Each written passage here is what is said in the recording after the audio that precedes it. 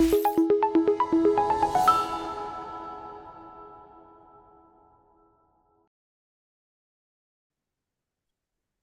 buenas tardes con todos. Les saluda César Parro desde Cibersi, la comunidad iberoamericana de ciberseguridad, que tiene como objetivo compartir información de ciberseguridad y ciberdefensa a través de conferencias mensuales, como la que vamos a hacer el día de hoy, que estamos organizando con un expositor desde Perú. El objetivo es compartir experiencias, investigaciones, técnicas que están usando los atacantes, herramientas, metodologías sobre cómo protegernos en los temas de ciberseguridad y ciberdefensa.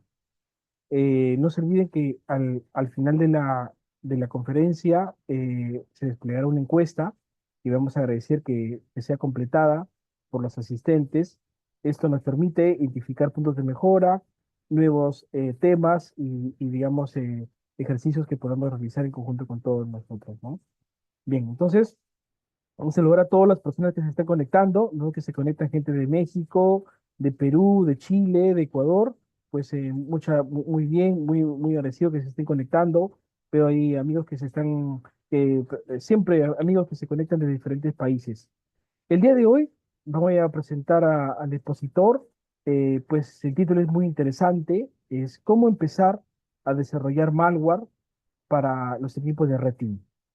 El ponente se llama Mauricio Jara, nos acompaña desde Perú.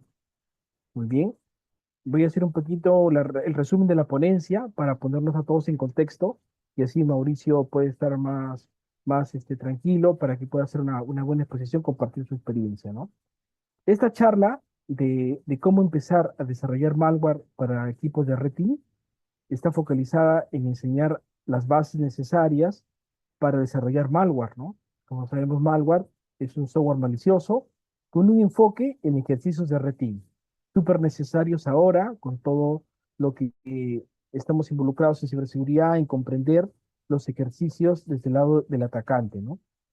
Simular, simulación de adversarios y una introducción a las técnicas de evasión y ejecución. Súper recomendable para todas las personas que están relacionadas a malware, ¿no? Vamos a contar un poco su experiencia de Mauricio. Mauricio tiene más de 5 años de experiencia en seguridad, en análisis y desarrollo de malware.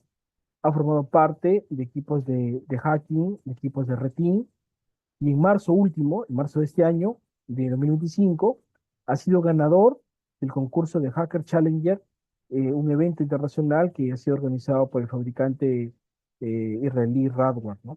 Es un fabricante especializado en todo lo que son equipamientos anti-DOS, equipamiento de WAF, ¿no? De botnets, anti-botnets, ¿no?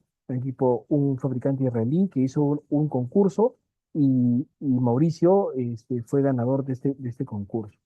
Así que tenemos un expositor muy interesante. Les agradeceré que las preguntas las podamos realizar al final, pero igual las pueden colocar en el chat del Zoom para que saquen el máximo provecho.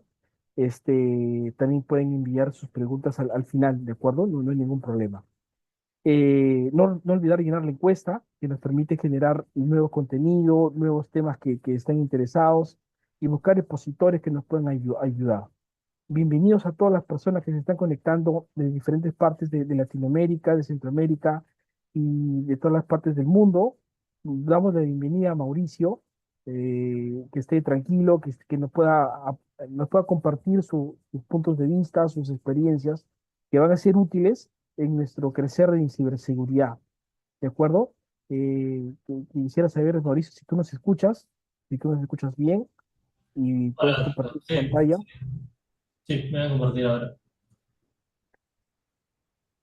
Sí, sí, sí, te escuchamos. Si puedes compartir tu pantalla para confirmar que está todo bien. Sí, ahí lo pueden ver. Sí, sí, vemos tu pantalla, Mauricio, y también te escuchamos bien. Igual, por favor, cualquier pregunta que tengan, lo pueden hacer en el chat. Y igual ahí le vamos leyendo a Mauricio. Y al final también, por favor, no se olviden de llenar la encuesta. Dejo a Mauricio para que él pueda desarrollar la exposición. Ok, gracias, César. Bueno, hola a todos. Mi nombre es Mauricio, como ya lo mencionó. Y hoy día voy a hablar sobre desarrollo de malware para Red Team. las habilidades de desarrollo del malware, las habilidades de desarrollo del malware en general están enfocadas obviamente al desarrollo de eh, elementos maliciosos, ¿no? Ya sea para emulación de adversarios o para de repente algún procedimiento de persistencia, exfiltración o demás. Sin embargo, específicamente para Red Team tiene un enfoque un tanto distinto respecto o a enfocar estas skills de desarrollo de malware a algo muy, muy específico. Más o menos lo que vamos a ver ahora es el rol del malware en Red Team. Voy a hablar un poco de lo que se hace en Red Team, cuáles son las etapas.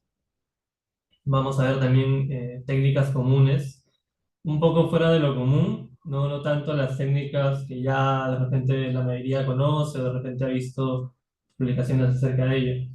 Vamos a ver un poco también esto de la evasión de DDR, cómo se logra y algunas conclusiones. Lo primero es hacer o marcar esta diferencia respecto al primero el por qué aprender a hacer malware, ¿no? Obviamente, lo primero que se viene a la mente es de repente algo negativo, algo que no sea ético o demás. Pero aparte de entender cómo funciona un malware internamente, es necesario aprenderlo para, por ejemplo, utilizarlo en ejercicios de red team, que tiene una ligera diferencia con emulación de adversarios o cuando se hacen ejercicios donde el objetivo es distinto, ¿no? Para el tema de red team, se busca comprometer, persistir, exfiltrar información, pero digamos que el objetivo principal es el sigilo. No se busca medir ni probar nada. Hay una libertad completa con respecto a las técnicas que se pueden utilizar. El enfoque principalmente es la evasión y que obviamente los sistemas de seguridad no te detecten. Si estás en un ejercicio de red team, obviamente, supongamos que quieres extraer información, ya sea los usuarios o las claves o lo que fuese, tienes que evadir los sistemas que puedan detectar esas acciones. De otro lado, tenemos la emulación de adversarios, en donde el objetivo es la medición, no es tanto el evadir o el generar malware simplemente para que funcione, sino que tiene que ser bastante medible. Normalmente se basa en TTPs, tiene que estar alineado a estas técnicas alineadas por Mitre para que tú puedas desarrollar en función a estas técnicas. Las acciones tienen que ser controladas y reproducibles, porque esto al final se entrega con un informe en donde se especifica qué técnicas lograron qué, hacia qué sistema de seguridad, ¿no? Hay bastantes diferencias respecto a esto. En esta charla voy a hablar sobre justamente Red Team, en donde no hay digamos, no hay un alcance de qué se puede o qué no se puede usar. Primero, el rol del malware en Red Team, porque si bien es cierto, podría parecer que en ninguna de las etapas de Red Team para de repente lo que han hecho pueda incurrir el uso de malware. Sin embargo, malware por definición es un software malicioso y la alteración de cualquier componente del sistema operativo donde tú estás para que haga algo que no debería ya se considera un malware, un software malicioso, ¿no? Entonces, por ejemplo, en qué escenarios podrías utilizarlo? Phishing, por ejemplo, para ejecutar de repente o enviar payloads maliciosos. ¿Qué técnicas existen para firmar binarios de forma, digamos, eh, no ilegal, pero o tratar de clonar estos certificados que ahora voy a explicar de qué se trata? Cargadores o el abuso de intérpretes legítimos. Pasa que alguno debe haber tenido la necesidad de repente de ejecutar un Bloodhound o un Mimikatz. Entonces, ¿cómo lo hace sin que sea detectado por el sistema de seguridad, ¿no? Aquí no importa tanto qué TTPs estás usando, cuál es la técnica específica o el procedimiento, sino importa que funcione, porque no tienes que documentar, digamos, específicamente el procedimiento o modularizar las TTPs o técnicas que has hecho. Igual, por ejemplo, si quieres ejecutar servicios o quieres almacenar servicios o quieres almacenar registros, ¿no? O para obtener persistencia de repente.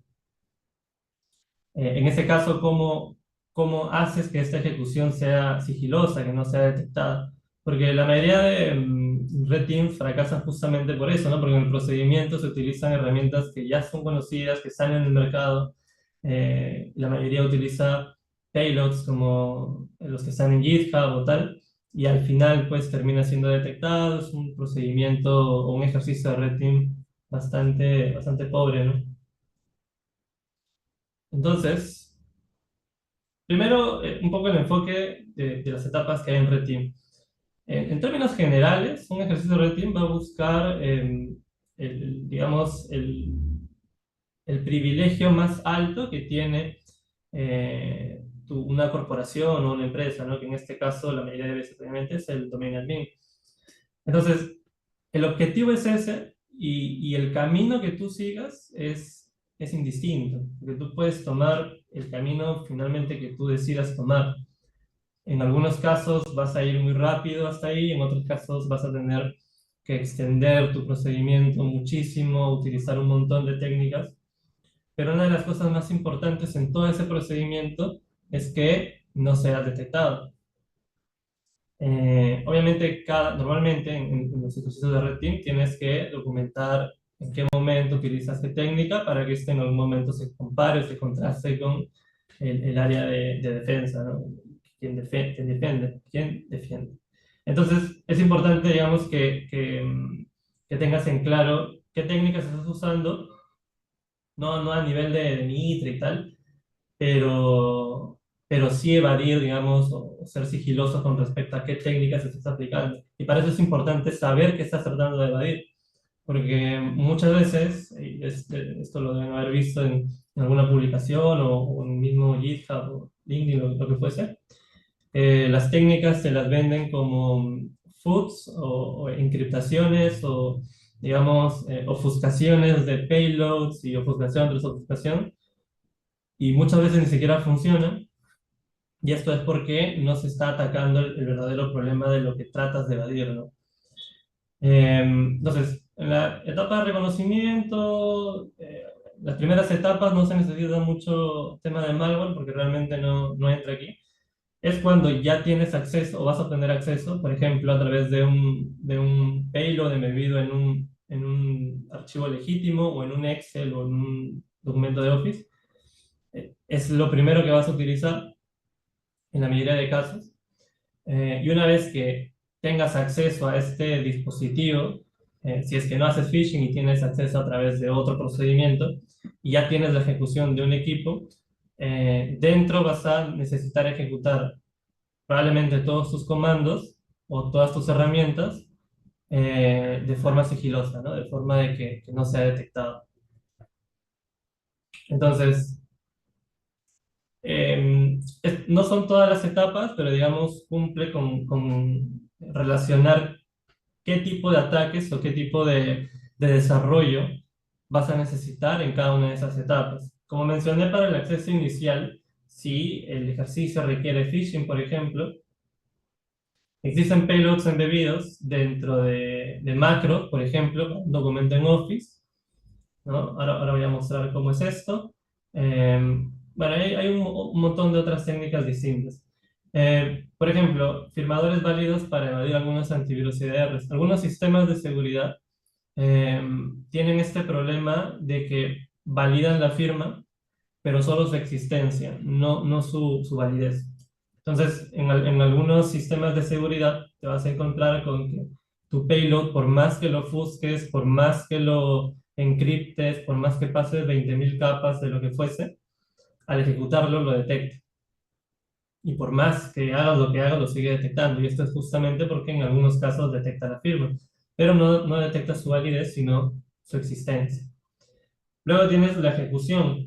Una vez que ya tienes acceso a este equipo, ya tienes, digamos, la forma de ejecutar algún comando, no necesariamente con un acceso, digamos, por escritorio remoto ni nada, sino puede ser a través de una web, lo que fuese.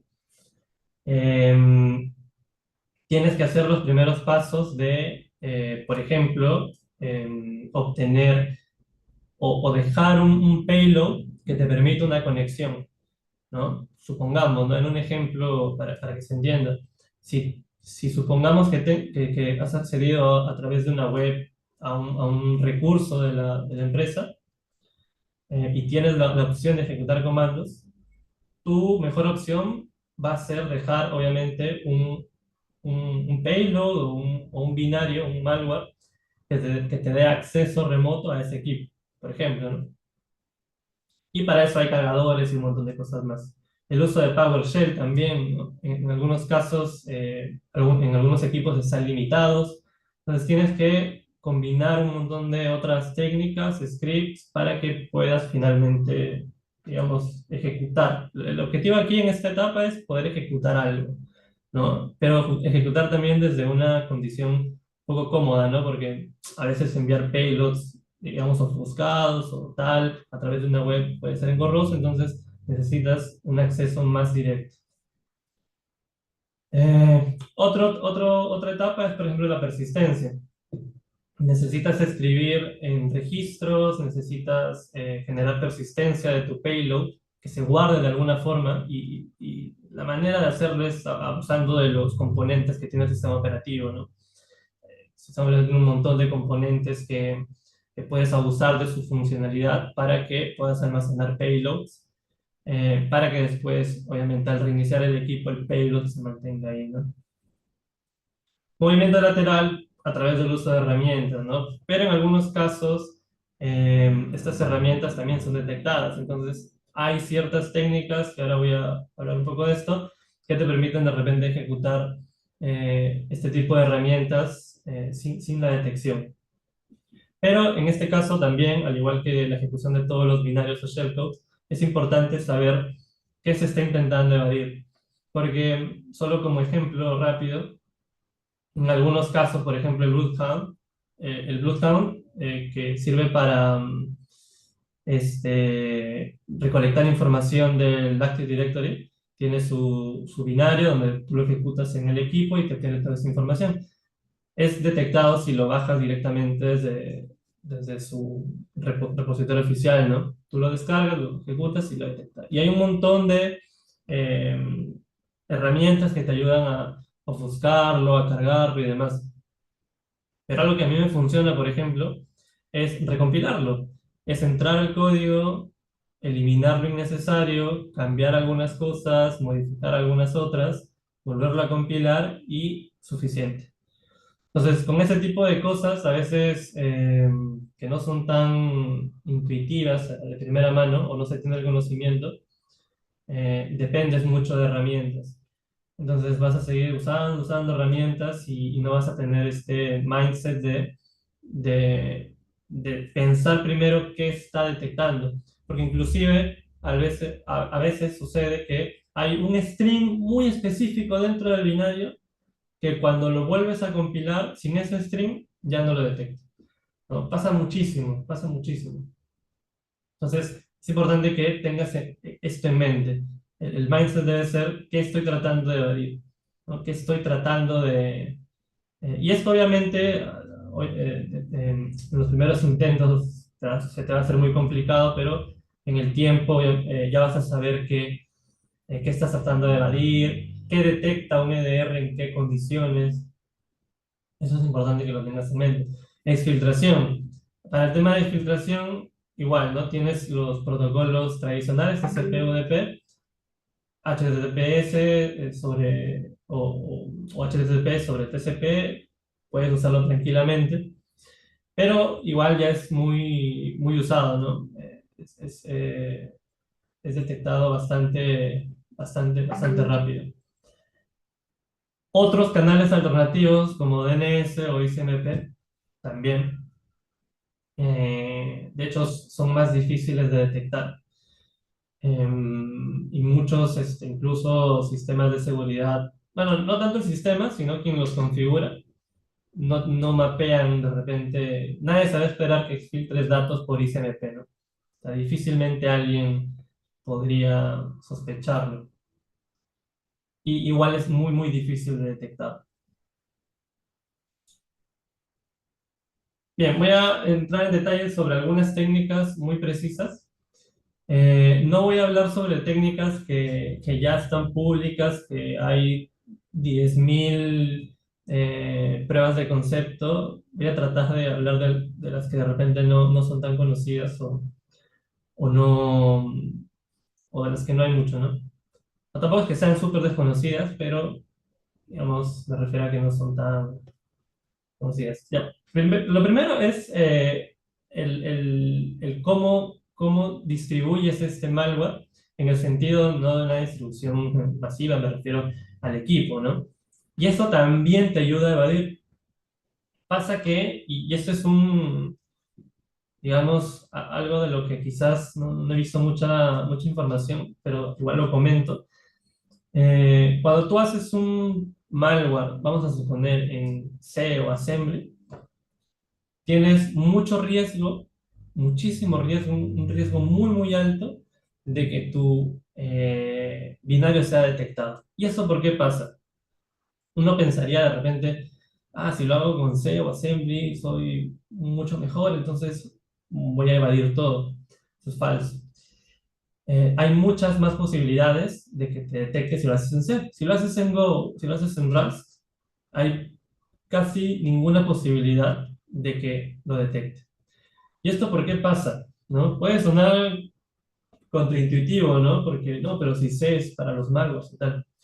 Y pasa que muchas veces cuando es un malware en Go o en Rust, no es por más que apliques un montón de técnicas dentro, no es la técnica que aplicas, sino es otros factores que ignora el EDR. Por ejemplo, si tu binario pesa, supongamos, luego de compilarlo en uno de estos lenguajes, pesa 12 megabytes, debes tener en cuenta que un EDR no puede leer el código fuente. Un EDR lo que hace es leer un EDR lo que hace es leer las instrucciones, ¿no? El código binario, los bytecodes, ¿no? No puede leer el código fuente en sí. Entonces, ¿cómo determina que es un malware con tantos opcodes, que son estos hexadecimales, ¿no? ¿Cómo podría saberlo con 12 megabytes de opcodes? Es muchísimo, es demasiado. Entonces, los EDRs tienen límites. No pueden analizar todo. Imagínate un archivo de 1 giga. Un EDR no lo va a analizar completo. Es imposible que lo analice. Eh, Igual si se demora demasiado en ejecutar, tampoco se va a quedar esperando, porque si no bloquea todo. Y otro punto clave también es que el EDR o el antivirus no analiza todo, porque si analizara cada movimiento que tú haces, el consumo de CPU sería demasiado, demasiado alto. Entonces, un EDR tiene límites. Y justamente el ver, por ejemplo, el incrustar un malware dentro de un archivo legítimo o un archivo grande en general, va a hacer que el EDR ni siquiera lo vea, ni siquiera entienda qué está pasando. Otra forma de embeber estos payloads, shellcode, ya sea ejecutables dentro de un archivo legítimo, es, por ejemplo, reemplazando su entry point. Todos los archivos ejecutables tienen una dirección de inicio, que cuando se le da doble clic le dice, aquí vas a iniciar. Hay técnicas que permiten decirle, modificar el binario legítimo y decirle, ¿sabes qué? No empiezas de aquí, sino vas a empezar de una sección distinta que yo voy a crear. Y se puede utilizar espacios vacíos, se pueden crear secciones o expandir, hacer más grande una sección, se puede agregar una nueva sección o se puede usar secciones poco sospechosas como es los recursos o las relaciones, ¿no? Entonces, con estas formas, el antivirus o el EDR no va a tener la capacidad de analizar todo lo que hay. Una opción que hace que la aplicación deje de funcionar es reemplazar directamente los bytes, ¿no? Tomar los primeros bytes y romper todo el código y poner tu shellcode en medio. Esto rompe la aplicación, obviamente, y es mucho más sospechoso, obviamente, ¿no? Para explicar lo que decía del entry point, este, por ejemplo, es un binario, es un instalador de Zoom, ¿ok? Y este instalador tiene este entry point. Este entry point apunta dentro de esta sección. Entonces, yo como un atacante, si quiero embeber mi malware dentro de, de esta aplicación legítima, lo que voy a hacer es cambiar este entry point y crear una nueva sección aquí que se va a llamar .evil y le digo aquí va a ejecutarse. Y dentro del contenido voy a poner toda mi shellcode. Entonces, de esa forma, y obviamente cuando termine, lo hago regresar a este entry point, ¿no? Entonces, cambia el flujo. Primero va a mi sección y luego cuando termina, regresa donde tiene que ir. Y de esta forma podrían ver. Acá hay un ejemplo rápido, esto lo hice ya hace un tiempo, en donde tengo un instalador de Zoom que tiene un tamaño de 75 megabytes. ¿Ok? Entonces, este instalador, lo que hice fue justamente lo que expliqué hace rato. Cambié el entry point, o sea, el punto de entrada, lo coloqué en otro lado, hice una shellcode de ransomware y lo que pasa es que aquí en el número 3 ves que se ejecuta y el ransomware en modo shellcode ejecuta todo lo que hay dentro como si fuese la aplicación tradicional. Aquí no se ve, pero el instalador de Zoom se abre con total normalidad. No cambia nada. Hay un delay de unos segundos, obviamente, mientras se ejecuta el ransomware. Y una vez que encripta, encripta todo, ¿no? Y la aplicación es legítima. Obviamente no tiene la misma firma digital porque por obvias razones se rompe, ¿no? Y deja de estar la firma, ¿no? Pero de esa manera se puede hacer embeber en cualquier otro binario, shellcodes, lo que fuese. Esta es la forma de embeber, por ejemplo, de un documento, que ese es clásico en los malwares de toda la vida, en realidad. Se ha venido haciendo así, ¿no? Tienes un payload, que en este caso es remoto, y a través de esta URL remota hay un código en base 64 y lo que hace la macros aquí al costado, en el número 2 es descargar eso y genera un dropper. Un dropper lo que hace es tomar ese código y lo guarda en un installer. Y una vez que lo guarda, lo ejecuta.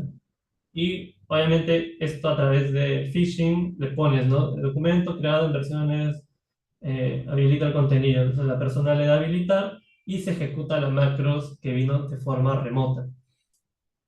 Esto de aquí es debatible en cuestión de si funciona o qué tanto funciona, porque las macros, bueno, últimamente no, pero ya son muy detectadas por sistemas de seguridad, ¿no?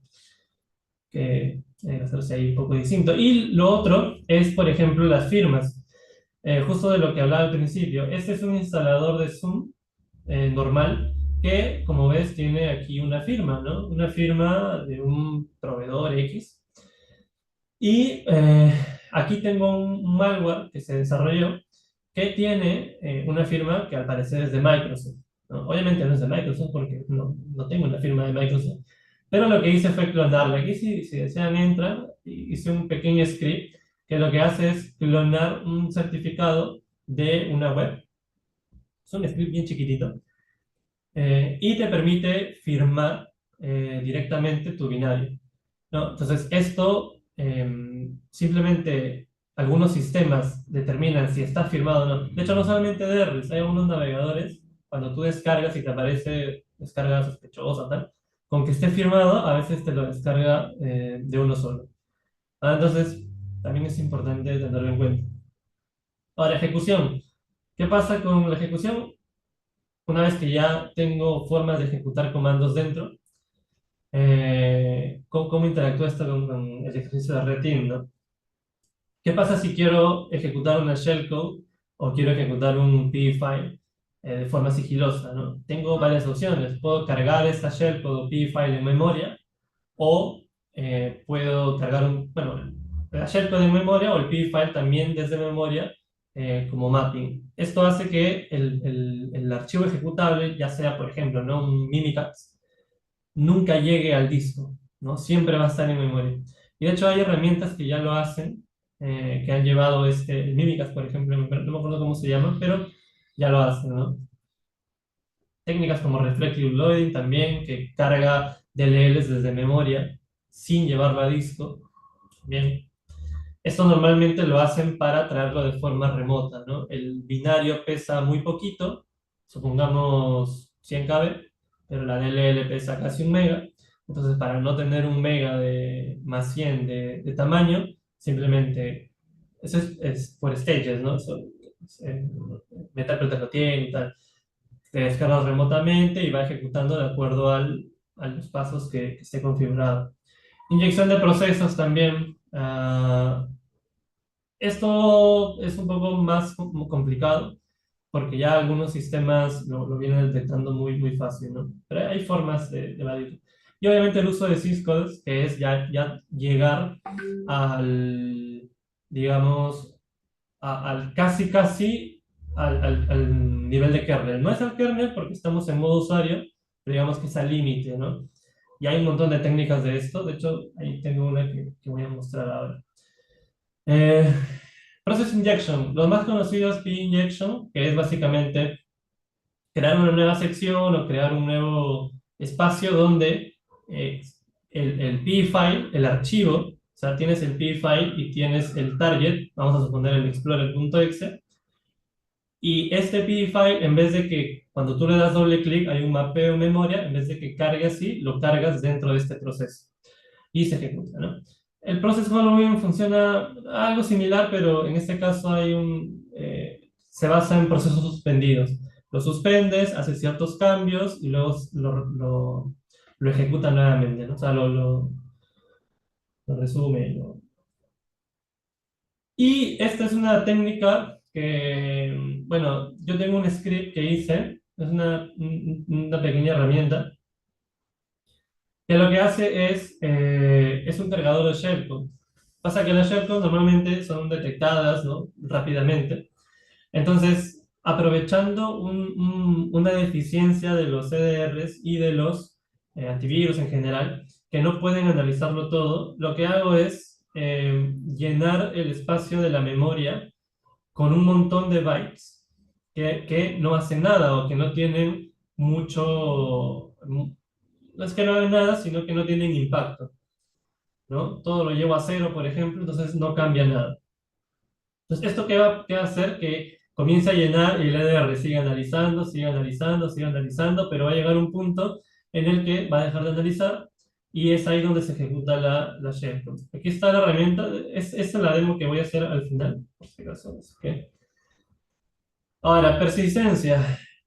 Ya deben conocer de repente persistencia a través de los registros, a través de servicios y demás. No hay un montón de técnicas para obtener persistencia, pero la idea principal es que puedas controlar de forma arbitraria el contenido o que persista de forma arbitraria un contenido que tú pues, dispongas, ¿no? Por ejemplo, hay algunas técnicas que guardan una shellcode en el registro, ¿no?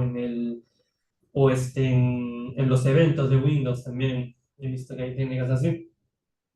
Esa técnica es una que yo hice que funciona de la siguiente forma. Bueno, primero se busca almacenar abusando de los componentes del sistema operativo. Está como mencioné el registro del sistema, ¿no? El clásico current version RAM. Esto ya es detectado, pero prácticamente por el EDR o antivirus más básico. Igual, servicios del sistema que necesitas, obviamente, privilegios para ejecutarlo, ¿no? O tareas programadas también. Entonces, la idea es buscar almacenar. Bueno, tareas programadas es persistencia, pero además de auto-ejecutar el payload, ¿no?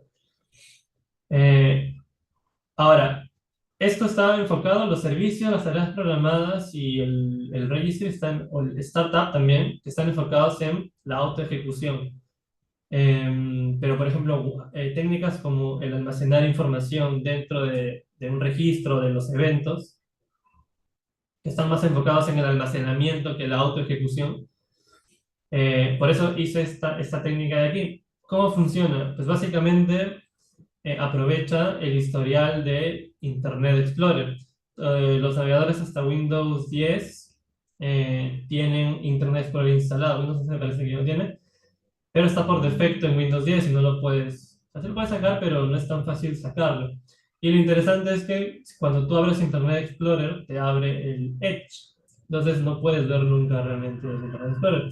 Entonces lo que hace esto es, tú puedes guardar información del historial de Internet Explorer a través de ciertas APIs o ciertas funciones que expone el sistema operativo.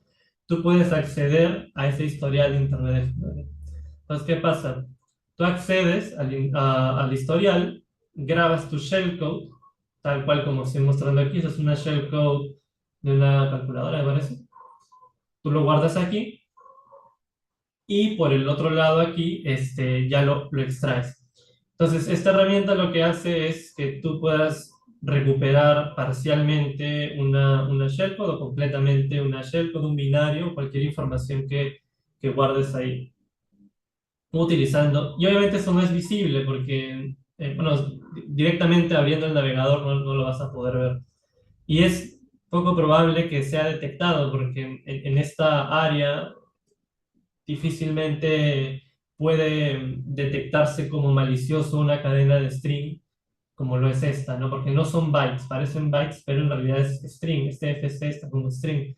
Lo que hago yo es internamente transformarlo a bytes, ¿no? Y no afecta para nada el funcionamiento de nada, ¿no? Ok. Bueno, movimiento lateral, acá no hay mucho. Digamos que el objetivo aquí es moverte a través de otros equipos dentro de la red del equipo comprometido. Obviamente aquí hay un montón de métodos para hacerlo, ¿no? Los más tradicionales es a través de SMB o WMI, depende mucho del objetivo en sí, ¿no? Pero se busca acceder a otros equipos dentro de la red comprometida. El más tradicional que se usa casi siempre es PCExec. Eh, Puedes ejecutar un montón de cosas a través de SMB y varios servicios. Herramientas como por ejemplo la de Mimikatz, ¿no? Para hacer pass the hash, ¿no? Extraer credenciales, hashes y demás. O algún dropper para ejecutar PowerShell, es decir, acceder a otros equipos vía PowerShell, hacer droppers y ejecutarlos. Pero en todos esos casos, ¿por qué los menciono? Porque eh, y acá viene algo importante, porque si tú ejecutas esto con muy probablemente payloads sacados de internet, es decir, vas a GitHub, te descargas algo, lo ejecutas, el 90% de posibilidades que lo detecten. Y esto obviamente se da porque son software conocidos y demás. Entonces, ¿qué pasa? Que no todos los sistemas de seguridad, y eso es algo interesante porque no todos los sistemas de seguridad utilizan los mismos sensores para detectar algo malicioso o una intención maliciosa. ¿Qué quiere decir? Supongamos que utilizas proveedor A, un sistema de seguridad, proveedor B. Proveedor A lo ejecutas, lo detecta, ¿no? Y dices, mi malware o mi payload está mal. Luego vas al proveedor B, lo ejecutas y lo detecta. La intuición o el sentido común, mejor dicho, me diría, debe estar detectando lo mismo, ¿no? Debe estar detectando alguna intención maliciosa muy precisa, pero muy probablemente, puede que sea así, pero hay una opción distinta, que es de repente están detectando algo distinto, ¿no? El sensor que hace que sea malicioso es distinto, o que determine que es malicioso, el sensor es distinto, y obviamente su solución va a ser distinta. Entonces, cargar herramientas como PCX, que son herramientas muy usadas y que ya muchísimos, en temas del movimiento lateral vas a usar varias herramientas mímicas y tal. Como son tan usadas, ya muchos sistemas de seguridad, muchos proveedores, ya los han mapeado y han capturado o han determinado qué los hace maliciosos, pero basado en sus propias lógicas. ¿Ok? De repente para un proveedor A que haga que PCX haga ciertas cosas o que tenga tal string, lo hace malicioso, pero de repente para el proveedor B solamente es que tenga tal string. Entonces, en todo lo que es el uso de herramientas, Mimikatz, PCX y tal, o incluso PowerShells y demás, eh, tienes que saber qué está detectando. Entonces, no hay una única solución. Puede que sí coincida. Ah, y también va a depender de la configuración, no solamente de la ejecución en sí misma, sino de cómo ha sido configurado por detrás, porque también pasa que tienes proveedor A y proveedor A, pruebas tu payload, tu malware en un ejercicio de red team en un proveedor A y lo detecta. O pasas al otro, a otra empresa, mismo proveedor, tal, lo ejecutas y no lo detecta. Y aunque es la misma solución, ha sido configurada de forma distinta, tiene otras reglas y demás. Pues también pasa. Entonces, para todo lo que involucre herramientas, va a ser importante que determines qué es lo que está detectando. Ahora, de repente muchos se preguntan, pero ¿cómo podría probarlo desde antes, verdad? Si no tengo acceso de repente en un ejercicio de Red Team no voy a probar en el mismo equipo, obviamente, lo que estoy haciendo.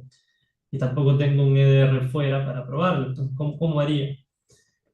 Y ahí viene el tema, que para este tema de herramientas y de que difícilmente puedas recompilar algo y simplemente lo uses, existen ya ciertas técnicas que en conjunto pueden evitar que todo lo mencionado sea detectado. No los hace infalibles, pero ayuda bastante. Por ejemplo, ¿no? En vez de cargar el PCX con doble clic, lo cargo en memoria con Process Following, ofusco algunos strings, cambio ciertos, digamos, instrucciones o cambio OP codes, que cambiaría el assembly dentro, básicamente, en ciertos elementos para que puedas saber de repente en dónde está detectándolo, ¿no? Qué comportamiento está haciendo, o eliminar de repente ciertas secciones que no usa. O sea, hay tantas formas, pero en conjunto la idea es buscar esto, ¿no?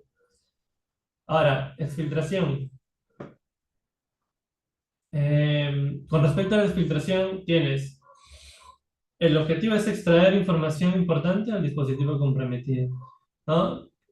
Clásicamente se utiliza TCP/UDP, pero estos ya son detectados y va a depender también, y va a depender. Detectados en el sentido de que si tú transportas tu payload directamente o tu respuesta de tu comando directamente por TCP, obviamente eso va a ser detectado, ¿no? Pero también existe cierta detección, vamos a llamarlo heurística, ¿no? Que es una detección basado más en patrones o reglas que algo más explícito, ¿no? Por ejemplo, eh, solo para que se entienda, HTTP.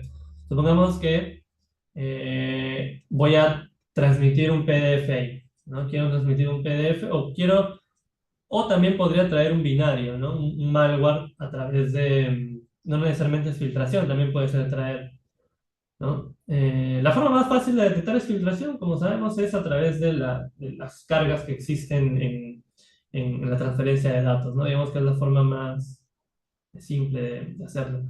Pero si quiero traer datos o cualquier tipo de comunicación, quiero hacerlo sigilosa, la opción, digamos, más simple, la que todos van a acudir, es ofuscar, ¿no? Encriptar, ofuscar con AES y tal. Pero esta vez no funciona porque un elemento de ese tipo, de esa naturaleza, puede ser sensible a detección, ¿no? Por la alta entropía de repente o porque tiene un formato desconocido. Pero si, por ejemplo, se utiliza o se transfiere información o se filtra o se transfiere o lo que fuese a través del uso de esteganografía, por ejemplo, ¿no? Embeber un PDF o tu binario o tu DLL que estás trayendo en una imagen utilizando LSB, por ejemplo, que es una técnica bastante común, a ojos del que lo analiza es una imagen y a ojos de cualquier sistema es una imagen. Entonces, por más que la persona o sea, si para una persona es difícil determinar que se trata de un malware o que está saliendo información por ahí, para un sistema incluso va a ser mucho más difícil, porque debes recordar que en esteganografía tienes una imagen y una clave con la que vas a extraer la información. ¿No? Entonces, eh, digamos, a ese nivel sí valdría la pena aplicar ese tipo de cosas, ¿no? Que es más orientado a ocultarlo a simple vista, ¿no? No tanto eh, sacarlo por sacar, ¿no? Luego tienes por DNS, ¿no? También es un clásico, eso es por UDP, lo vas sacando, tranquilamente sale por registros TXT, ¿no? Y también uno que es un clásico que muy pocos sistemas, bueno, configuran de la manera en la que pueda ser detectado es por ICMP, que es el famoso ping, ¿no? Y no puede ser detectado tan fácil por la sencilla razón de que, o sea, en realidad sí es sencillo, el tema está en que se olvida, ¿no? Porque no hay forma de detectar la conexión en sí. O sea, la conexión por el protocolo lo puedes detectar. Me refiero a los datos que en sí viajan, porque a diferencia, por ejemplo, de un HTTP, tú tienes cierta información y cierta información puedes analizar y digamos que puedes encontrar patrones. En TCP igual, ¿no? Digamos que es uno bastante común. En ICMP tienes, de hecho, un método, un espacio asignado a datos, ¿no? Aparte de que tienes todas las cabeceras y toda la información, tienes datos. La forma más fácil de detectar es que por defecto los datos te vienen con texto tipo A, B, C, D, ¿no? Un texto coherente. En esas cabeceras hay datos. Entonces, si ves que el ISMP está transfiriendo, y obviamente no es muy grande, son creo que 32 bytes, pero si ves que está transfiriendo 5 KB por ISMP, obviamente es algo sospechoso. Pero aún así, porque si son simplemente comandos de ida sin respuesta, ¿no? Pueden ser comandos cortos que se ejecutan o que hacen acciones muy específicas, ya se vuelve más difícil verlo, ¿no? Ten en cuenta que en todo el paquete que viaja, tú puedes esconderlo en cualquier lado, no necesariamente en el cuerpo, ¿no? Puedes esconderlo en las cabeceras, de repente ni siquiera necesitas pasarle un comando, sino un número, y ese número ejecuta el comando en el implante. Entonces hay un montón de formas de minimizar esta detección a través de canales de comunicación. Pero la idea es, nuevamente, no ser tan evidente, ¿no? Un sistema de seguridad detecta lo que no encuentra tan común, ¿no? Si ofusca de repente en una imagen o en un PDF o en un texto, qué sé yo, ¿no? Algo más elaborado, esto pasa desapercibido completamente sencillo. Y también tienes que ver la actividad del equipo, ¿no? Si es un equipo constantemente está haciendo peticiones, una petición más se pierde dentro de esta colección de peticiones, pero si es un equipo que difícilmente hace una conexión fuera porque es un equipo enfocado en algo local, obviamente que salga mucho HTTP es muy extraño, ¿no? O que salga un TCP de 2 gigas o un ICMP de 2 gigas es definitivamente muy raro, ¿no? Y esto fue la charla. Ahora voy a hacer una demo antes de... Voy a, justamente voy a eh, voy a hacer dos demos rápidas. Esta de aquí funciona prácticamente en casi cualquier sistema, ¿ok? Y pasa que la mayoría de sistemas o ERs tienen este problema, ¿no? Del espacio y del tiempo, el espacio en el sentido de que llega un momento en el que deja de analizarlo y en cuestión de tiempo es que llega un momento en el que deja de analizarlo porque el tiempo fue muy, muy alto. Entonces, ¿cómo funciona eso? Bien, aquí tengo un payload, que es un MSFB non simple, un interpreter. Esa es la herramienta, ¿ok? Está en GitHub, lo pueden ahí ver. Hace totalmente. De hecho, historia curiosa que la generación de esto te genera un PowerShell. Es un cargador por PowerShell. Y estaba siendo detectado por Sophos. Pero lo curioso es que le habían colocado el nombre de mi herramienta como parte de la detección. O sea, se llamaba Young Shell, la detección. Bueno, y bueno, hice un montón de modificaciones y nuevamente estamos en cero detecciones.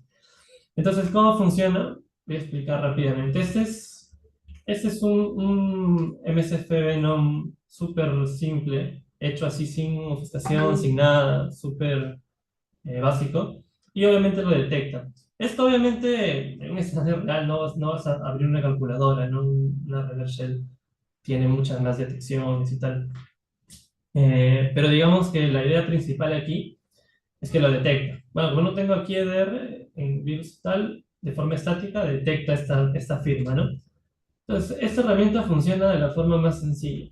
Lo único que tengo que hacer es, según acá, incluso está en la documentación, bueno, la documentación entre comillas, solo ejecutas esto, le pasas el, el payload y el output que tú quieras.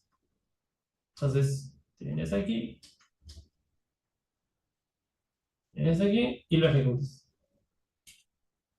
Y esto va a generar, dice PowerShell script generado, y te genera un comando que debes ejecutar. Pero antes de ejecutarlo, quiero mostrar cómo se ve o qué es lo que ha generado la herramienta. Sí. Ya, y lo que ha generado es esto, que puede parecer que no tiene nada de sentido, pero lo que hace realmente es, bueno, hace un montón de cosas. Entre ellas es tomar este payload y lo convierte en un montón de caracteres aquí, que es base 64, pero dentro hay bytes que han sido de alguna forma ofuscados.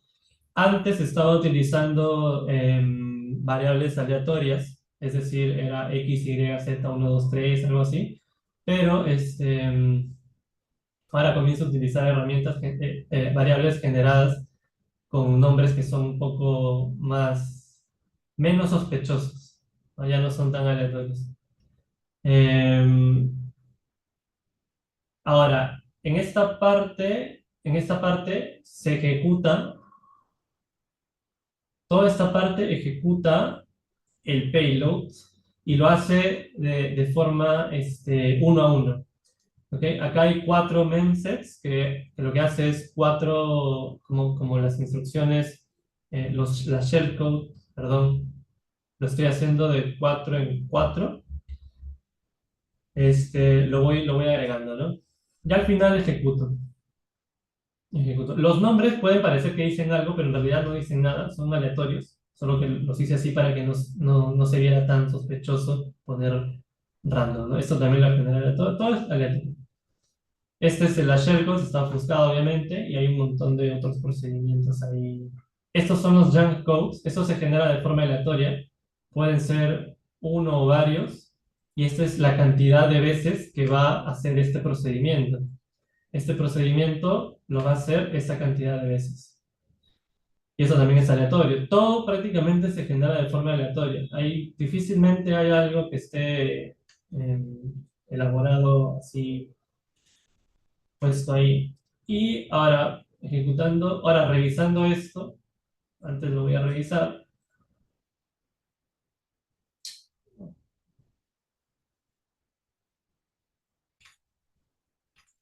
voy a revisar, y no debería detectarlo, debería, sí. Y obviamente no lo detecta porque es un código totalmente nuevo, no ha sido, hay una detección. Mm, curioso. Pero bueno, pasamos de muchas detecciones a que no debería aparecer, pero bueno.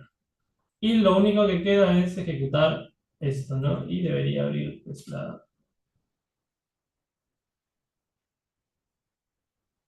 esa, ¿no?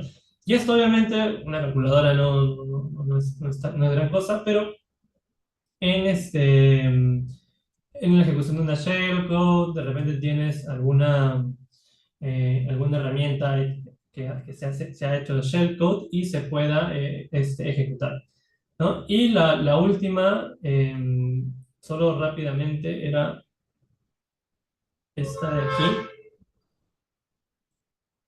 Un segundo. Esta es súper rápida y es la de LSB, ¿ok? La que comentaba de esteganografía. Este solamente es un ejemplo de cómo se puede embeber esto. Este código está hecho en Go y lo que hace es, básicamente, toma una imagen, ¿ok? Y le puedes embeber dentro una shellcode. Ahora imagina que esta imagen, de hecho, esta es la shellcode, ¿ok? Y esta es la imagen, ¿no? Esta es la imagen normal, ¿ok? Sin nada raro. Y ejecutando esto, te genera el out.png que te genera exactamente la misma imagen. ¿Te das cuenta? Es exactamente la misma. La diferencia es que dentro tiene la shellcode. Entonces, si tú, esto creo que lo hace ejecutar, parece. Sí, mira, por ejemplo aquí, en esta última parte, ejecuto, pero estoy ejecutando la imagen, o sea, el PNG que tiene dentro, el payload. Entonces, imaginemos en un escenario en donde esta imagen lo ves directamente, ¿no? Lo ves directamente en tu registro de, de red y no vas a ver nada sospechoso, ¿no? Porque es una imagen. Pero con esta imagen tú puedes ejecutar la shellcode, que en este caso es una calculadora, ¿no? Pero podría ser una reverse shell o algo adicional. Así de simple, ¿no? Entonces, eh, sí. Ahora sí, eso fue todo. No sé si tienen preguntas.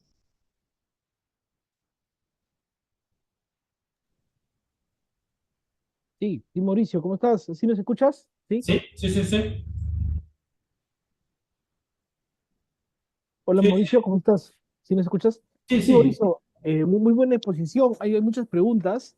Voy a listarte algunas de ellas, por favor, para poder Claro. responder de manera ordenada. Mira, al inicio hubo una pregunta un poco corta, pero decía la persona que se conectó, al recompilarlo, ¿se cambia la firma del binario o no? Sí, claro. Cada vez que tú lo vuelves a compilar, cambia de alguna manera, ¿no? Es difícil que una firma vuelva a coincidir con otra. Si haces más cambios, obviamente, no es que va a cambiar más, pero así hagas un cambio mínimo o hagas muchos cambios, la firma va a cambiar. Pero hoy en día los CDRs difícilmente validan solo por ejemplo, ¿no? El MD5, el hash de MD5 del archivo, el SHA-256, ¿no? Lo que hace es tomar partes de ese binario y de acuerdo a qué es lo que encuentre, es como un Yara Rules, ¿no? Básicamente. Eh, eso. De acuerdo. Y la segunda pregunta es, ¿cómo evalúas la eficacia de las técnicas de versión en payloads embebidos frente a soluciones CDR modernas? ¿Cuáles consideras actualmente más efectivas? Por ejemplo, el tema de Process Hollowing o versus el Direct Syscalls. Bueno, ahí hay dos preguntas en una. La evasión de payloads embebidos frente a soluciones modernas de EDR. Como mencioné, tú cuando incrustas este payload dentro de un binario muy grande, ya por defecto prácticamente estás entre comillas, vulnerando o aprovechándote de esta deficiencia de los CDRs a considerar todo el espacio para el análisis, ¿no? Entonces funciona por ahí. Ahora, existen, por ejemplo, técnicas como el Code Cave, que no cambias nada y solo cambias espacios en blanco que ha dejado el binario, que hoy en día es muy difícil encontrar alguno, pero encuentras estos espacios y dentro puedes guardar el payload. Igual cambia la firma, ¿no? Y tiene el mismo impacto. Ahora, frente a los CDRs, es que varía, porque como ya mencioné, no todos los CDRs funcionan igual, en el sentido de que no todos detectan lo mismo. Por más que puedas tener la misma detección, pueden estar intentando dos cosas totalmente distintas. Es como decía hace un rato, Java Rules, yo lo puedo configurar de una forma basada en mi análisis y otra persona lo puede configurar de su manera basada en su propio análisis. Entonces cada uno tiene una detección distinta, pero que el resultado es detección. Si el atacante cambia algo que me va de a mí, a lo mejor no a la otra persona. Entonces va a depender mucho de qué está buscando la evasión. Y con respecto al Process Hollowing Direct Syscall, en beber un binario y hacer Process Hollowing ya es muy detectado. No hablé de una técnica que es los User Mode Hooks, que son interceptaciones que tienen los CDRs a muy bajo nivel, que hace que un Process Hollowing lo detecte fácilmente. ¿Por qué? Porque un Process Hollowing, al igual que muchas técnicas, se hacen con ciertas funciones. Y el procedimiento del uso de funciones es ABC. Tú no puedes hacer CBA porque no te va a funcionar ABC. Y el EDR, como tiene interceptadas esas funciones, sabe que estás ejecutando ABC y te va a detectar fácil. Eh, Hay formas adicionales a implementar, como por ejemplo stack spoofing, o varias técnicas, direct syscalls también para no utilizar las funciones directamente y utilizar direct syscalls, indirect syscalls, syswhisper, lo que tú quieras, que justamente ayudan a la técnica, como por ejemplo el proceso Golovin, a hacerlo evadible, ¿no? Pero por sí solo, en sí, la técnica en sí no es muy efectiva. Sí. Bueno, bueno, Mauricio, ahí están preguntando también al interno si puedes colocar tus datos dentro del Zoom para que se conecte contigo. Eh, Pregunten si es que hay algún curso que estés brindando, ¿de acuerdo? Para que coloques tu correo, tus datos dentro del Zoom. La tercera pregunta, en general, dice, qué tips recomiendas para iniciar en el mundo de malware? Es una pregunta un poco genérica, pero creo que Sí. ayudaría a las personas que se han conectado y que están interesadas en iniciarse en temas de malware. Sí, sí, de hecho es una pregunta que hacen bastante. Es que es que es subjetivo y varios autores de libros o referentes te van a decir caminos distintos. Yo particularmente, y esto totalmente subjetivo, como ya dije, cada uno aprende a su manera y tal, pero lo que yo recomiendo es que primero aprendas las bases del sistema operativo en el que te vas a enfocar en malware, ¿no? Si dices Windows, aprende la arquitectura de Windows, cómo funciona, qué es un proceso, qué es un hilo, qué son las estructuras, ¿no? Eh, Primero aprende cómo funciona el sistema operativo, aprendes un poco de programación, ¿no? Ya puede ser C, puede ser Go, puede ser R, lo que tú quieras, para que tengas la lógica de la programación. Y ya con eso podrías comenzar a experimentar, digamos, en código. Ten en cuenta que al final un malware no es más que un software, solamente que un software que aprovecha ciertas cosas. Y ese aprovechamiento no las vas a saber si no conoces qué estás aprovechando. Porque al final tú puedes aprender a programar antes. Sí, pero ¿cómo haces un malware si, por ejemplo, no tienes ni idea de cómo invocar el registro en C o en C++, ¿no? Entonces, primero aprende muy bien el sistema operativo donde vas a hacer malware, aprende el lenguaje de programación, ya puede ser C, C++, Go, lo que quieras, y ya recién comienzas a experimentar con POCs, ver ejemplos en internet. Algo importante también, que a mí cuando empecé me sirvió un montón, es analizar o revisar muchos análisis de malware. Eso ayuda increíblemente. Revisar gente que ha hecho análisis de malware, qué técnicas hay. Inclusive hay repositorios de código de malware que son antiguos, pero también te sirven un montón para más o menos saber eh, qué técnicas usan o qué metodologías, qué formas, ¿no? Yo diría por ahí. Está muy bien, está muy buena la recomendación, ¿no? Tener, como dices, las bases del sistema operativo, cómo funcionan los procesos, y luego ya irse a un lenguaje de programación, ¿no? Como C o Go. Bien, mira, una cuarta pregunta, Mauricio. Dice, ¿qué diferencia hay entre compilar en Windows y usar cross-compiling desde Linux o Mac? Uf, buena pregunta. Ya, a ver, tiene varias respuestas, pero vamos a enfocarlo en malware. Pasa que cuando tú compilas, supongamos, te refieres a Windows, a MSVC, que es el cl.exe y el link.exe, que es el que por defecto trae Visual Studio cuando lo instalas. Este, enfocado en malware, te puedo decir que tienes primero que nada, el calling convention y toda la forma de programar cambia, ¿no? Por ejemplo, hay ciertas macros que vas a encontrar en uno, que en otro, varían ciertas cosas, eso a nivel de sintaxis. Ahora, a nivel de malware, cuando haces cross-compiling, agregas muchísima información en el binario. Y cuando tú haces eso, por ejemplo, no sé, en MinGW, creo que se llama en Linux para hacer cross-compiling en Windows, agregas muchísima información de ese compilador. Y cuando haces eso, termina siendo sensible, muy sensible, cualquier cambio que tú hagas, a detecciones. Si no lo sabes manejar, si no sabes, se puede evitar eso, pero si no lo sabes y simplemente lo compilas como cualquier otro programa, te vas a dar cuenta, incluso puedes hacer la prueba de hacer un hola mundo con MinGW con la configuración tradicional, lo pasas en un video total y te lo va a detectar. Que no pasa en Windows, ¿no? Que es más inocuo en el sentido de la detección.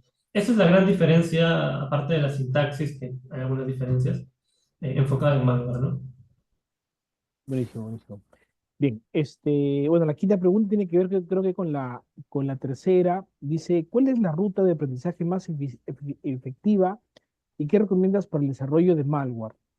Sí, bueno, como lo que comentaba, ¿no? Primero aprende las bases, aprende sobre el sistema operativo, aprende muy bien, lee bastante, hay un montón de material en internet, hay libros, Windows Internals. Quizás al principio no te lo recomiendo si estás prácticamente en cero, ¿no? Porque puede un poco marearte, pero si ya tienes un poco de dominio de informática y tal, lo puedes ir a ver, los tres, cuatro primeros capítulos te hablan sobre todo. Y hay un montón de otros libros, ¿no? Para entender EDRs, para entender la memoria de Windows, que es vital también. Buenazo. Buenazo, Mauricio. Mira, justo la sexta pregunta es sobre el tema de EDRs. ¿Qué técnicas de protección utilizan los EDRs para evitar que que el malware les haga un bypass? ¿Qué técnicas de protección? ¿Qué técnicas de protección utilizan los EDRs para evitar que el malware les haga un bypass?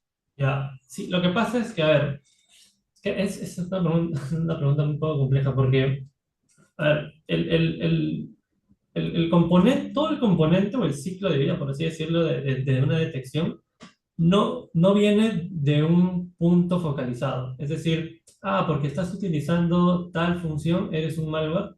No, no funciona así.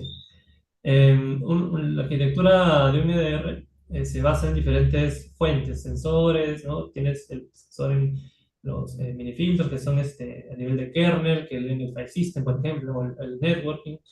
Tienes los user mode hooks, que son estas interceptaciones. Eh, Tienes un montón de sensores que en conjunto hacen que sea detectado un malware.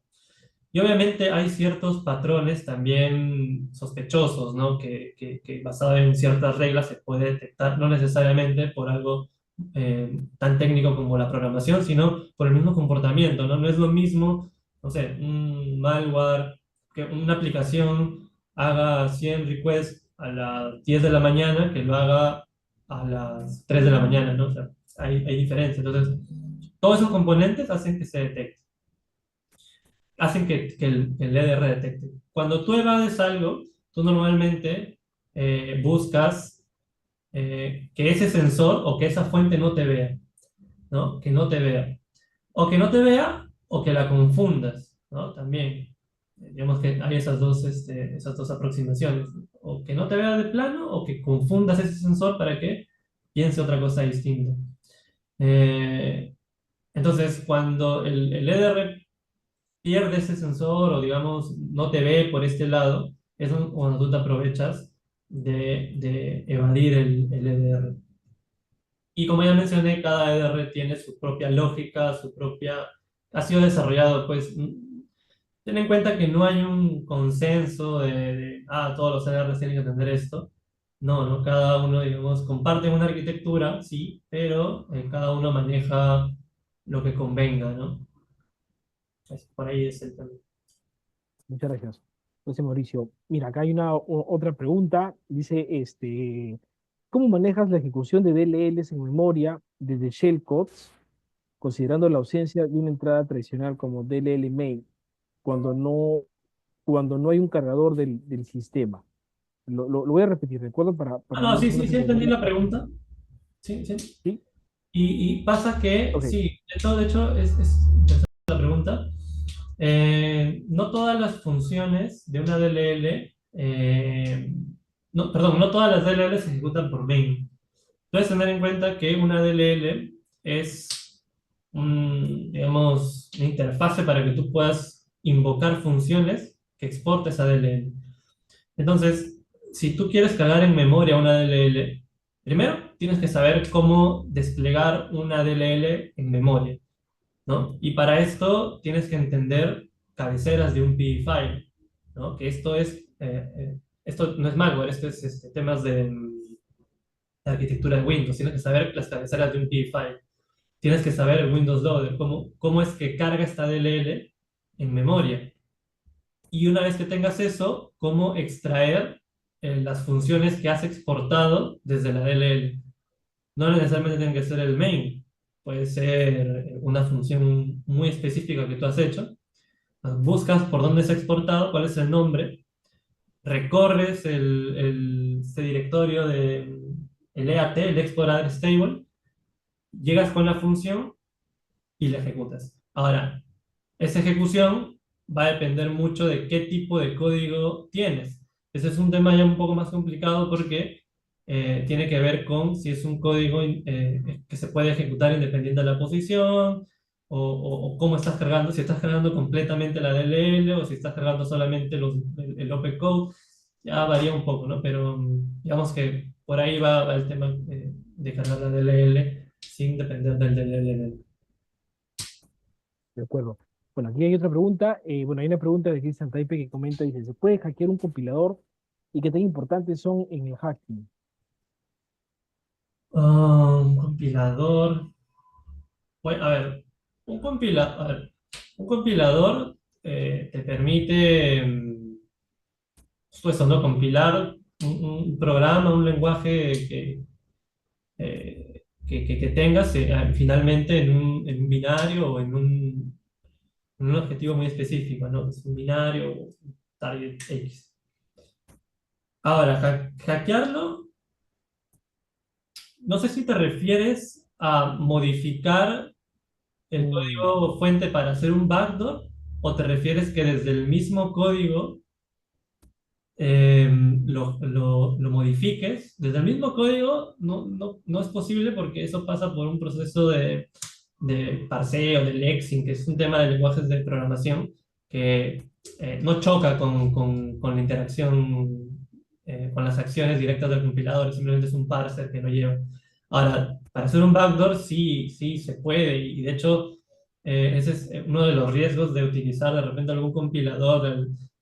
Ese es el riesgo de utilizar, por ejemplo, algo que ves en GitHub, te lo bajas, lo usas sin revisar el código y te metieron un backdoor en tu compilación. Puede pasar, debe estar pasando, no estoy seguro, pero debe estar pasando en algún lado.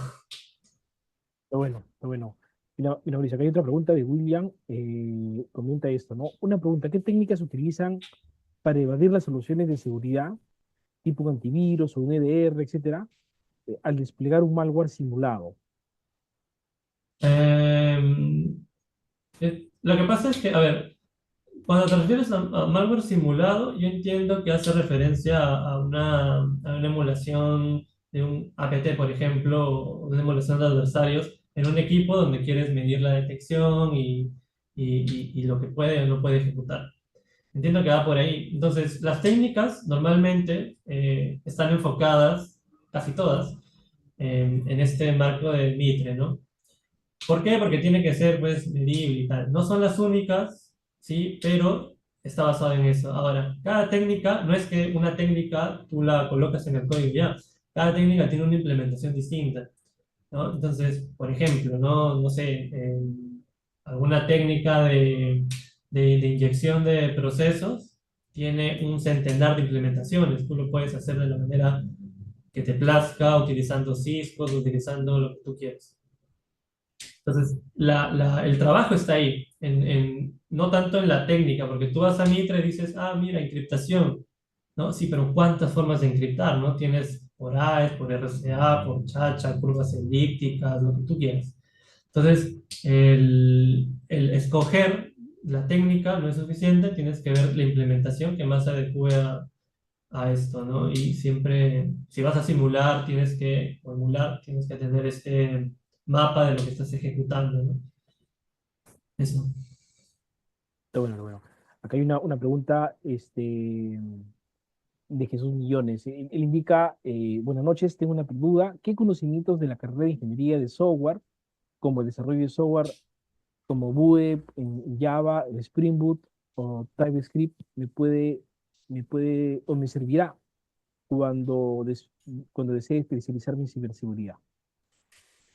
Ah, ya. Bueno, eso tiene que ver más con ciberseguridad en general y pues, es que depende, ¿no? Porque hay gente que dice que el mejor lenguaje para empezar es Python, algunos dicen que Ruby, otros que C. Yo creo que depende con el que uno se acomode mejor, ¿no? Creo que Python es un buen comienzo para ciberseguridad porque es altamente usado, creo que en la mayoría de herramientas, para lenguajes para hacer scripting, por ejemplo, que es un tipo de programación mucho más enfocada en una tarea específica de automatización de repente. Si quieres un lenguaje compilado muy fácil, Go es una buena opción. Go es muy fácil de programar y te acerca más a C o C++, su defecto, eh, para que ya puedas, digamos, tener más conocimiento, ¿no? en programación. De acuerdo. Una pregunta más, si habrá algún espacio, digamos, para las personas que están interesadas en análisis de malware, en la parte de iniciarse, si igual puedes poner tus contactos en las zonas que nos preguntan y también si es que hay algún espacio que luego ustedes van a compartir para que la gente se conecte. Creo que en la ECO, Mauricio, si puedes comentarlo también. Ah, sí, sí, bueno, todavía no tenemos anuncio oficial, pero ya lo comunicaremos en algún momento acerca de eso. Ahora, con respecto a cursos, porque vi que todavía no, estoy haciendo cursos, probablemente, no creo que este año, pero en algún momento quizás en algún curso. Está bueno. Está bueno. Hay otra pregunta, Mauricio. ¿Cómo analizan el comportamiento del malware real que encuentran en la red de sus clientes durante las evaluaciones? Bueno, eso ya lo había mencionado, el comportamiento de un malware. A ver, digamos que capturar una muestra de malware en primer lugar en una empresa, ya, digamos, ejecutando sus operaciones y tal, no es tan sencillo. Si logras encontrar un malware ya real, digamos, que está en cierto lugar de tu equipo y tal, eh, a nivel de EDR, si ha llegado hasta ahí, difícilmente lo ha detectado y difícilmente va a reconocer el comportamiento como malicioso. El análisis de un malware eh, ya en un entorno controlado y tal es otro tema totalmente distinto que requiere conocimientos pues, de reversing, de em, meter el malware en un sandbox, ¿no? Hacer una emulación de malware y demás. Entonces, por ahí va el tema. Pero bueno, creo que acá la última pregunta de Raúl Sanillán. Nos pregunta, buenas noches, ¿existe un entorno ya previamente preparado que te sirva para realizar pruebas sin afectar tu red y equipos personales? Gracias por la respuesta. Eh, por ejemplo, es que acá es un tema complicado porque tú puedes preparar tu entorno con un Defender, por ejemplo, ¿no? Y tranquilamente puedes hacer tus pruebas ahí. Ahora, si quieres probar un EDR, tendrías que, pues, tener una licencia de un EDR, descargarte de repente un trial e ir probando. Ahora, si tú lo que quieres es ir aprendiendo, cuando comienzas a hacer malware, ya en todo su, digamos, en todo el ecosistema, en toda la amplitud del desarrollo, no enfocado en Red Team, sino en general, ¿no? Quieres, una de las tareas que no les va a gustar, pero una de las tareas que más van a tener que hacer es debaguear, probar, analizar. Y hay un entorno, por ejemplo, de FlareOn, me parece, que es una máquina virtual con Windows preparado con un montón de herramientas para análisis. Está enfocado en análisis de malware, pero te sirve para que pruebes y con las herramientas que tengan, las que te vayan a servir, obviamente, puedas ir probando, ¿no? Quieres debuguear, quieres revisar en la red qué está pasando, ¿no? Está enfocado, como ya dije, en análisis de malware, pero te puede servir de repente para probar tu malware, porque obviamente difícilmente vas a querer probar un malware desarrollado por ti en tu host, ¿no? Entonces, lo mejor es que utilices una máquina como esa o de plano, como ya dije, un Windows limpio, suficiente. De acuerdo, Mauricio, muchas gracias. Este, bueno, la última pregunta. Cristian Taipe dice, ¿cómo se podría relacionar el análisis de malware con ingeniería de software? El análisis de malware, lo que pasa es que en ingeniería de software está enfocado más al desarrollo y a la construcción de un software. El análisis de malware está enfocado no a la construcción, sino a desarmar un malware y revisarlo. Ahora, si lo quieres enfocar más en, digamos, en desarrollo de malware, sí te sirve, porque ingeniería de software, si te enseñan C, C++ o algún lenguaje de bajo nivel como es ese, eh, obviamente te sirve un montón saber programar para hacer malware, pero para análisis es más reversing y tal. Te puede servir en el sentido de repente de automatización para análisis y tal, pero de plano a que estén relacionados directamente no tanto. De acuerdo. De acuerdo, Mauricio. Muchas gracias por el tiempo, por compartir tus experiencias. Esto es un tema que es necesario para todos los profesionales de ciberseguridad que estamos metidos, comprender cada vez de malware. Y bueno, de mi lado de Cibersi, agradecerte por todo el conocimiento que nos has brindado el día de hoy. Por favor, siempre colocar tus datos para que las personas que quieran contactarse y de repente hacer alguna pregunta un poco más en los próximos días. Desde el lado de Cibersi, agradecer a todas las personas que se han registrado y que hasta el momento están en la charla. Comentarles que el próximo jueves 21 de mayo va a haber una charla sobre análisis de redes sociales aplicados a bandas de ransomware en América Latina por Juan Aguilar, quien es investigador y nos va a acompañar desde México, ¿no? Es el próximo 21 de mayo para que puedan también registrarse. Bueno, yo creo que ha sido todo por el día de hoy. De nuevo agradecerte, Mauricio, y a todas las personas que se han conectado. Muy buenas noches. También comentar que la grabación de la charla va a estar seguro en los próximos días en nuestro canal de YouTube, en Cibersi, en YouTube, ¿no? Bueno, Mauricio, de nuevo, gracias y gracias a todas las personas que se han conectado. Un fuerte abrazo.